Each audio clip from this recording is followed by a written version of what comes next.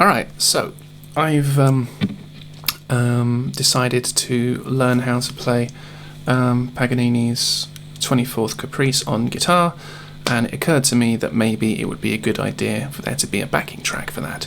So I decided maybe I should go about recording a backing track. So I went for a little walk, I had a bit of a think about it, and I thought about the various elements that I might like to include in there. So I figured I'd make a video of me putting these ideas down. So the time right now, it's about 5:27. I'm going to spend somewhere between half an hour and an hour on this, up to an hour. And then however it is at the end of the hour, that's how it's going to stay. That's how it's going to stay. This part is really just the arrangement part. What I'm going to do here is just get my ideas down in the most basic form possible, and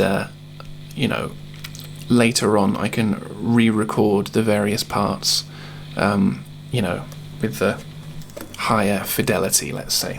So, first thing to do, let's set the project's tempo. Now, I want it to be upwards of 120 when the thing is finished, but just for the sake of getting the ideas down cleanly, I'm going to slow it down significantly to 90 BPM.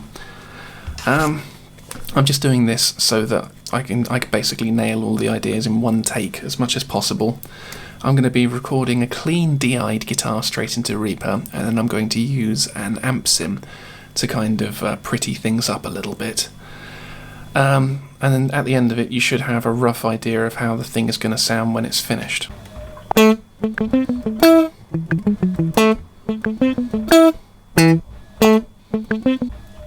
Cool, let's have a listen to that with some guitar sim stuff going on. Hopefully that will work.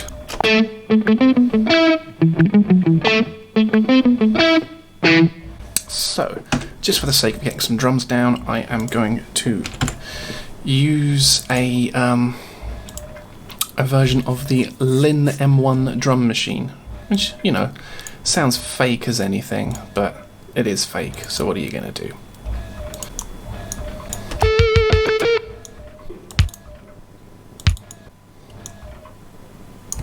Cool, so let's get some snare going on.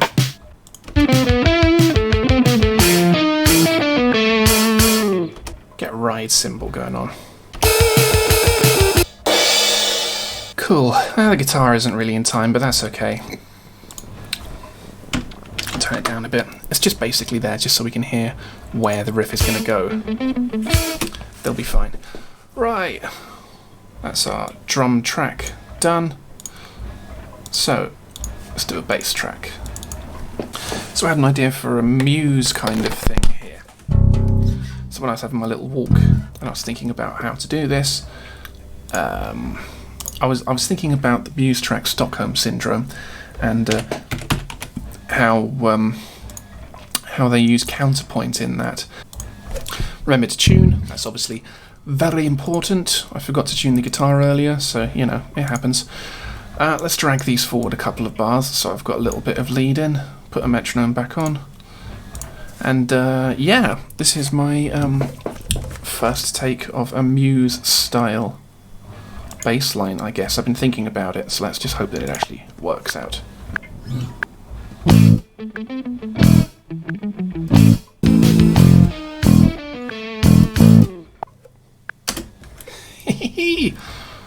Well, that wasn't too bad. I'm going to grunge that up a little bit later on to make it sound a little bit like Muse, but just for the sake of getting this demo finished, I am going to stick a very basic compressor on it. I'm going to use a preset for driving rock bass, and I'm going to adjust the threshold until it's nicely squished.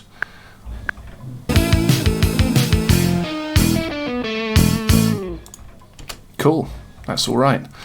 Right, let's do a guitar track. So, right, this one is going to do the chords at the beginning, and I've got two options here, so I might just record both of them. One of them is to do AC/DC style power chords, and the other one is to try and do something a little bit more interesting, sort of a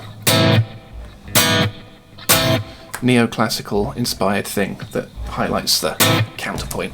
Let's do the neoclassical one. I've got a good feeling about that. So here we go.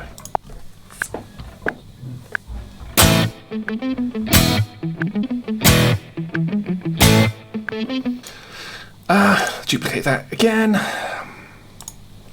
I'm going to do some double track guitar stuff. I actually prefer this first one. Now, when I was listening to Muse this morning, one of the things that they do, which I think is pretty cool, is they do a kind of orchestral sounding counterpoint thing. But they do it by having each instrument kind of outline one note of a chord. So you have a bunch of different instruments all just playing these simple melodies, but when they all play at the same time, they outline some very interesting chords. And one of the things that Muse will do with this, and Strokes as well as Muse, those two in particular seem to spring out, is they'll pan them wide stereo so that you get this very spacious kind of thing going on. So for this, I'm thinking for the first half, we have it all down the middle. So it's just very, very simple. And then when it gets to the second half of the riff, which is the second half of the thing here, when it goes all legato-y, we're going to have some wide stereo stuff going on there. So I'm going to outline the counterpoint of the chords in the left and right ears. And the idea is that when it gets to that point, the mix will explode from this mono thing into a stereo thing. So that should be fun. So what have you got?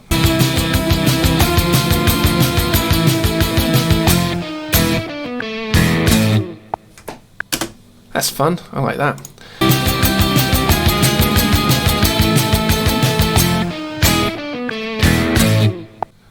It might be nice to have a guitar outlining what the bass is doing as well. I actually think I prefer that rather than last take. Right, let's lay that down.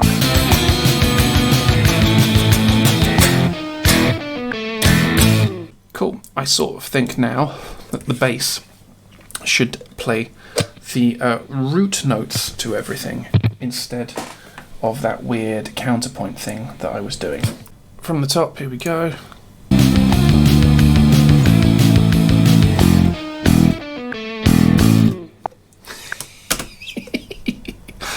You know what? That's all right. That's all right.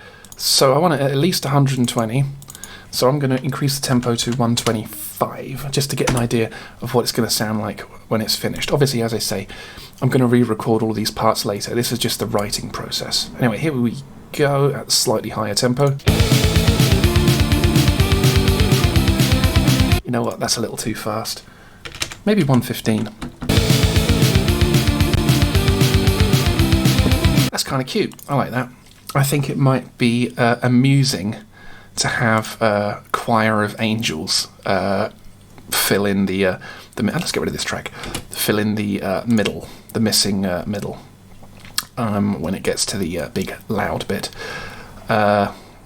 So let's see about doing that. I am going to use a mellotron sound for now.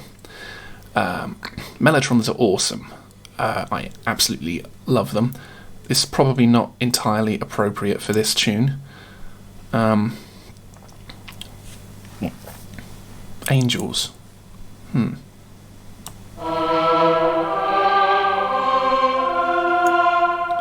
That'll do for now. It's close enough. Okay, this sound, the attack is too slow. It takes a while for the notes to fade in.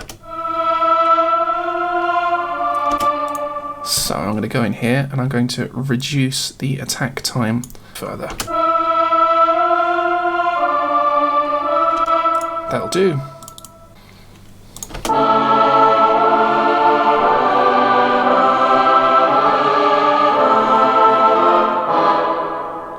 Okay, I'm not sure about this chord here. It's supposed to be a B diminished 7, I think. But this is unsatisfying. Nice, that's better.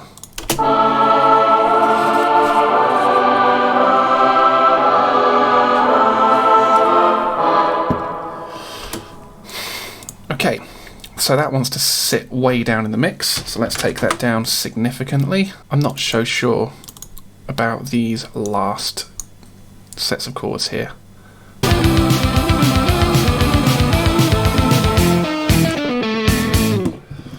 Cool.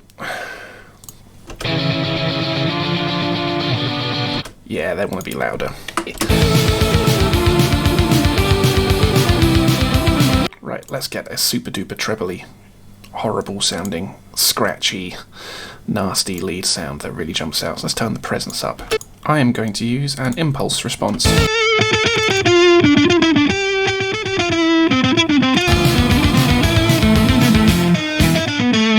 So anyway, you get the rough idea. I think it needs some strings, so let's make some strings. Aha, I think there was reverb on my mellotron.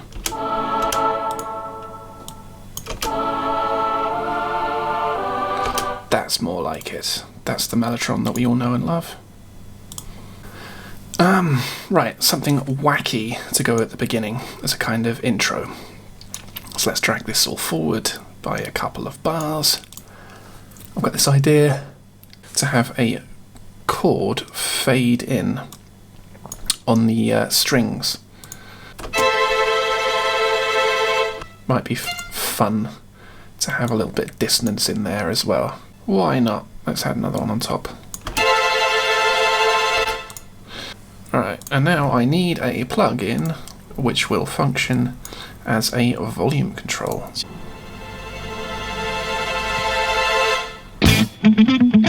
That'll work. I'd like some wacky riser sound. Cool. So I've got a nice riser on there. Let's take that down a little bit. It's a little bit loud here from the top, and call it a day.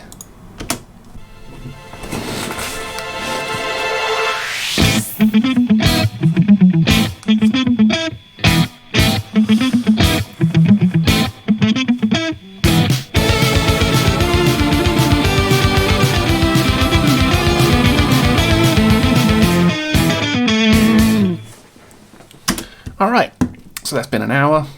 That's a passable version of a backing track. Now all I'll have to do when it comes to time to perform and record the 24th Caprice is to re-record the guitar and bass on this to make it, you know, nicer. Possibly look into the drum sound a little bit. I mean, I'm a fan of the JM1 drum sound. Like, I'm not going to be able to get like a proper neoclassical drum kit sound at home without recording an actual drum kit in a massive drum room. So you might as well embrace the fakeness of the electronic drums. Like, these aren't convincing drums, but you know, they do the job, and that's fine. In a mix, they don't sound quite so terrible.